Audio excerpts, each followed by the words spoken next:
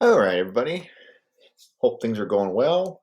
Um, let's look at the difference quotient a little bit because in pre-cal, the difference quotient does say a lot, but until you get to calculus, they add a little bit more onto this. This is very important because it involves some kind of definition. And if you're not in calculus right now, I don't want to give that definition away because that kind of ruins the fun when you get to this concept. So in pre-cal, we kind of introduce this to you, but we don't really finish it. And so let's kind of look at this difference quotient a little bit. So if you look at the first quadrant, let's say you look at the first quadrant because it's a little easier to do the first quadrant. And let's kind of say, okay, we have our first quadrant. We have, the x-axis, the y-axis, and let's say we take maybe some function, some function as whatever that is, okay? So it's a function. And let's kind of go from here. So remember that when you have slope is, with m, slope is what we call what a rate of change.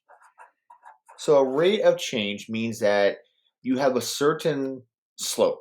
And in order to have a slope, you need not one, but 2 points. So you need 2 points for a slope or maybe a rate of change, if you want to call it that. It's the same thing. And if you're taking AP, rate of change is probably what they want. They want to make sure you understand what a rate of change is. So that's probably very important to have under your belt.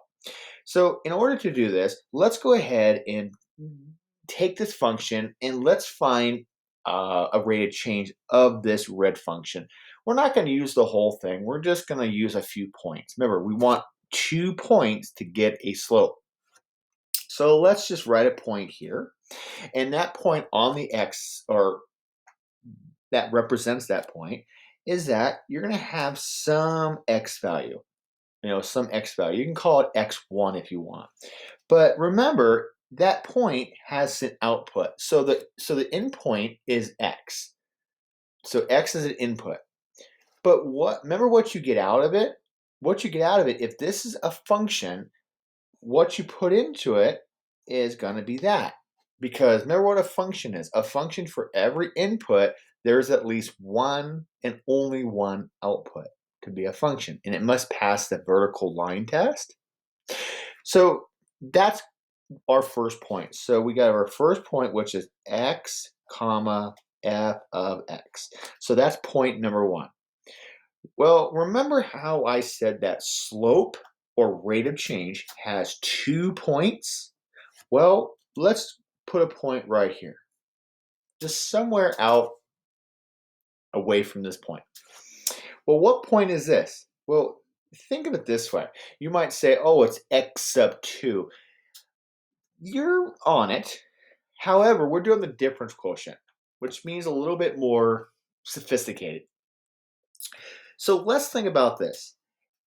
If I put a point right here, let's say that I use this point and I travel along this graph, and I travel along this graph to this point.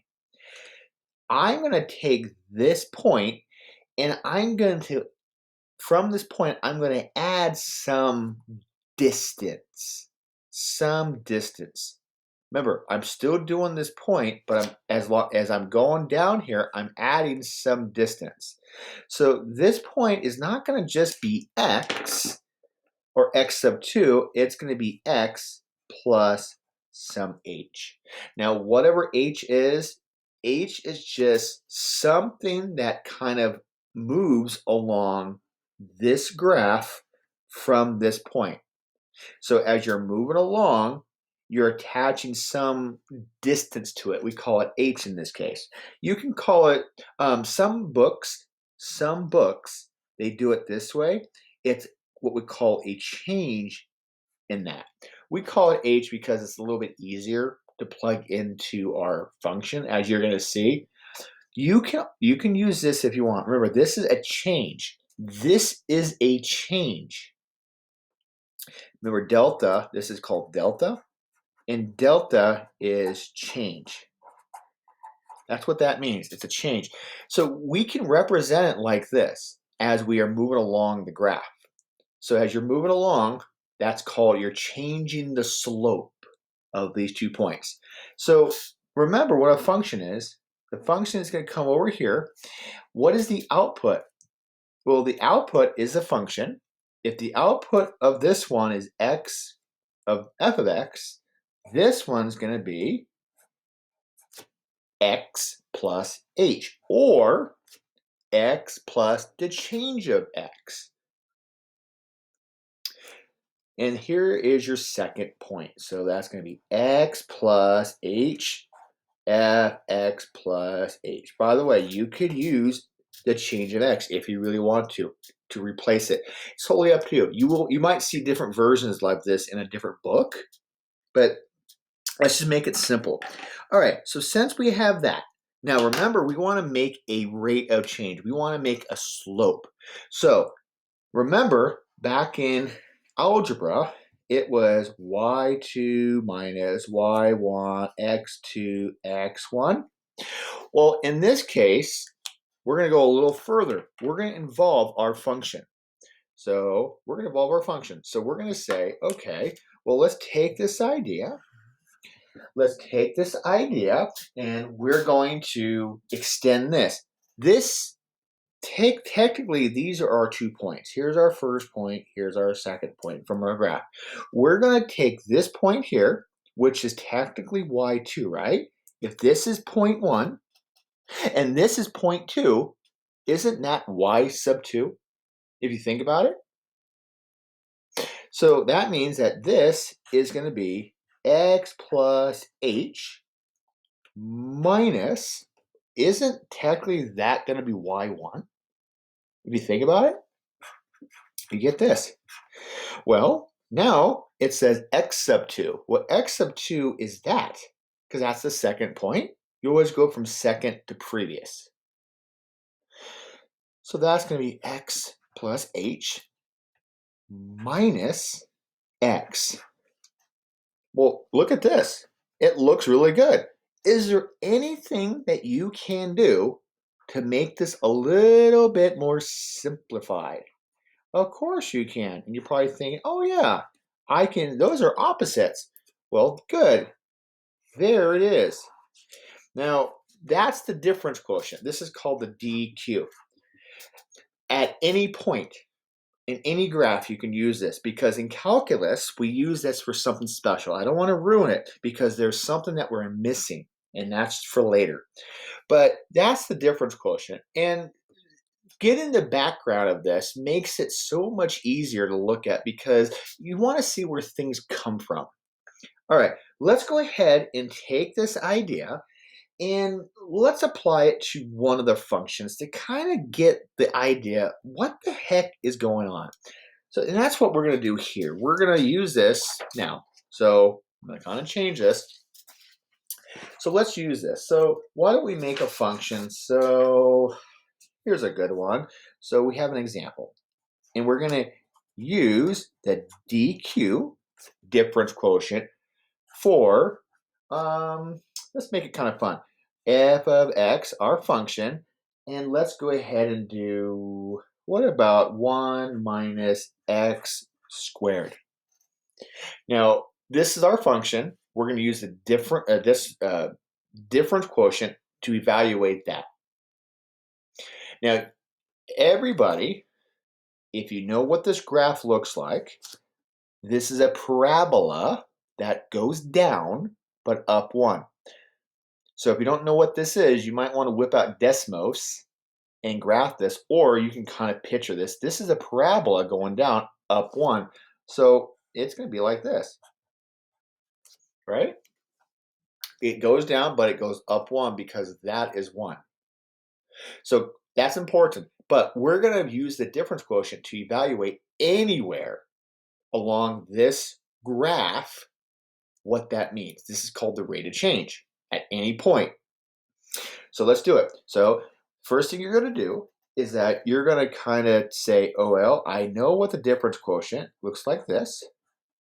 Okay, so here's a difference quotient all over H, and just apply it. Okay, this first part, see this first part right here? Remember what a function is. Remember what a function is. A function is for every input, I get an output. Isn't that x plus h, isn't that the input? That input is going to go where in this function, anywhere you see x. Do you see x right there for the function? That's where you're going to put x plus h into that function. So here we go. Big long division. Big long division. If you want to go ahead and help you, put h, because that's the division of h. So we're going to take x plus h, and we're going to go 1 minus big parentheses, that, and then I'll help you out here. This is going to be x plus h. Okay. Well, that's all you're going to have to do, because this one just says x plus h only for this part of the function. What does this part say? Well, this part says, I'm going to subtract. Do you see that this is that function? Do you see that this is the function? Well, here's what you're going to do. You're going to go minus this. This is the function this time. So make a parentheses and go 1 minus x squared. Because that is always minus. This is always the function, which is that right there. Okay, now from there, it's all algebra. It's all geometry. We did some of the calculus there, which I mean pre-cal, if you call it pre-cal on that, but it's just more of a function. So go ahead and figure this out here. So we're gonna kind of do this. I hope that you all know that this is x plus h squared. So that's going to be FOIL. Or if you want to, some of you learned the box method. So you're going to apply that. So you're going to go 1. Now let's be careful here. Let's just show all the steps. So minus, I'm going to go ahead and do this. Just for people that are kind of thinking, I'm kind of stuck on this. I don't know what you're doing. So I'm just going to go ahead and make this be 2. Just because I want to make sure that you understand what I'm doing. Okay. Is it possible that I can just distribute? Can I just use the distributive property? Because it makes it easier. So I'm just going to do it. Minus 1 positive x squared. Okay. Now, it looks like we have to do some more simplifying. So big guy right there. This is still 1. And then I'm just going to just cover up that negative because I don't need it right now. And here we go. That's just going to be a simple FOIL. I'm going to put this in a different color so you can see this too. So this is going to be plus x squared. And we kind of do this kind of fast because this is something that you should already have under your belt. Okay, there you go. I did that kind of fast, but check yourself. Make sure you use FOIL or box. Make sure you confirm in the red. And then this green stuff is just going to come down here. Okay, uncover.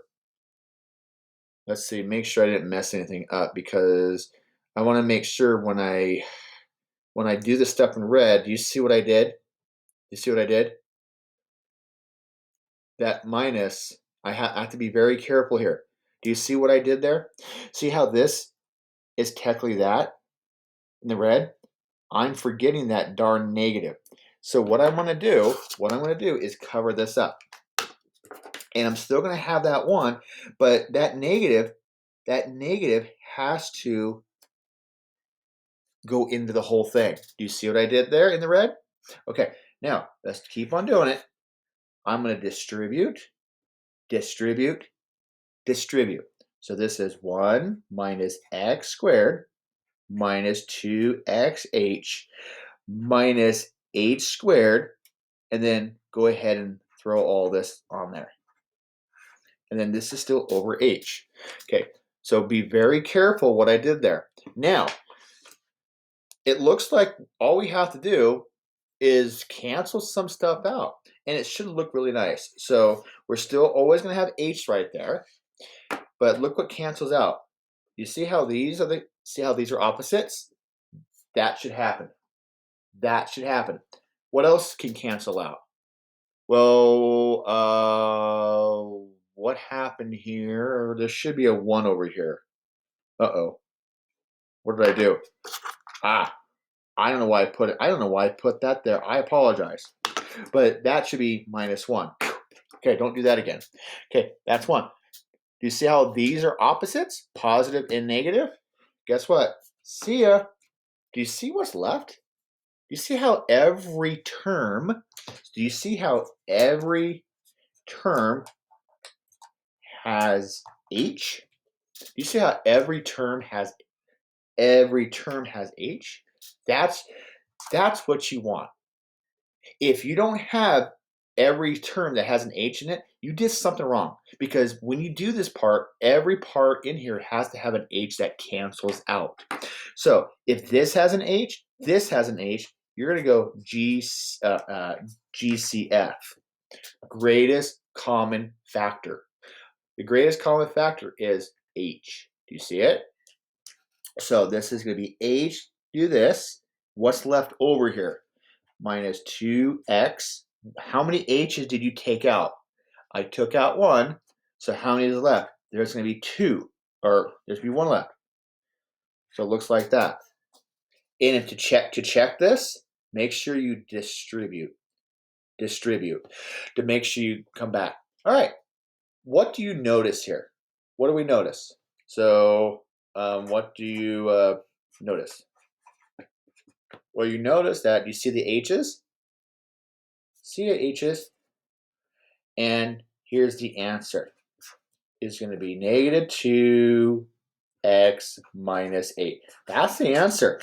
But for pre-cal, in calculus, we're going to do something with this h.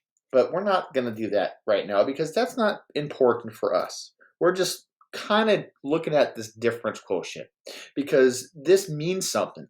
This will mean something because you're still taking a slope between 2 points. So hopefully that worked. I think maybe practicing this will look good.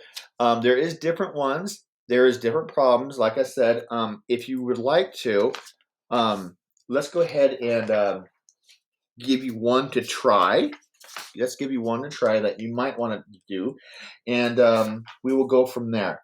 So let's say that we have, use the difference quotient for the function. Let's do a fun one, but I'm not going to do it because I want you to do some practice. Let's say you had something like that.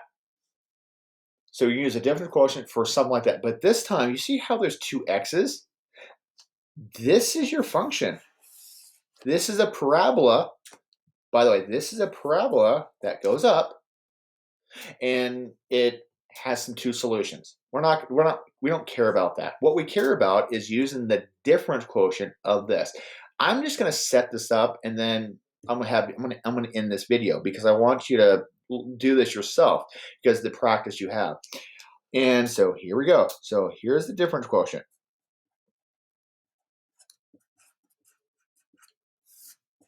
Okay, looks like that. And this is what you're going to do. And you're going to take x plus h, and you're going to go there and there. So this is going to be 2 parentheses squared minus parentheses all over h. But I'm going to make a little thing here. Subtract big parenthesis. Do you see why? If you don't, you're going to see this now.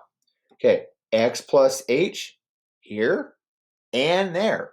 You're going to put x plus h there and there. X plus h, x plus h. Okay, that's that part. What does this part say? Well, you're going to take that part, you're going to take that minus, and you're going to subtract this whole function. See, that's the same thing? You're going to subtract the whole function. So it's just going to be 2x squared minus x. Now, To leave you off with this, be careful with this foil. Cover this 2 up. Do not be that person to distribute. You can't do that yet. What I would do for like this is PIMDOS. Please excuse my dear Aunt Sally. You can't distribute that because this is technically an exponent. And don't do this, don't do this, don't distribute. That's a rookie mistake.